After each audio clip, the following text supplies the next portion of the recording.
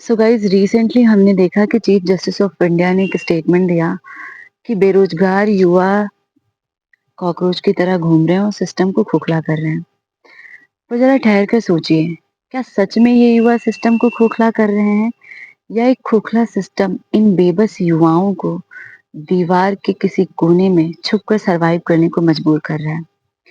वो युवा जिसने 5 साल लॉ कॉलेज को दिया, लाखों में फीस जमा की, कॉन्स्टिट्यूशन, ज्यूरिस्प्रूडेंस, इंटर्नशिप और मोट कोर्ट एंड हर वो चीज की, हर वो कोशिश की जिससे ये उम्मीद बनी रहे कि कानून सिर्फ किताबों में ही नहीं, व्यक्तिगत जीवन में भी न्याय देगा। फिर वही युवा जब प्रोफेशन में आता है तो उसे क्या मिलता है? वर्कलोड।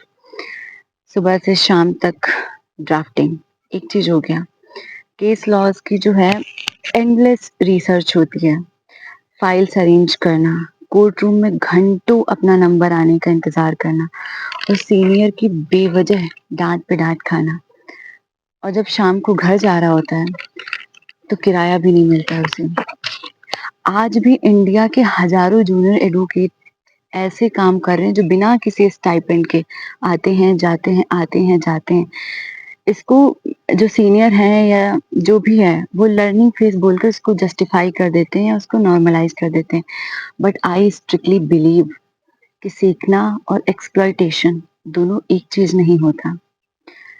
मुझे लगता है कि हम कॉकरोच हो सकते हैं, लेकिन इसलिए नहीं कि कॉकरोच होना एक न्यूसेंस है, बल्कि इसलिए कि हम विपरीत परिस्थिति में भी हार नहीं मान रहे हैं।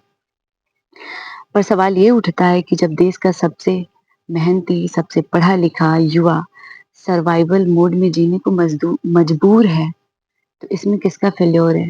बेरोजगार युवा का या उस सिस्टम का जिसने उसकी ऐसी हालत कर दी है?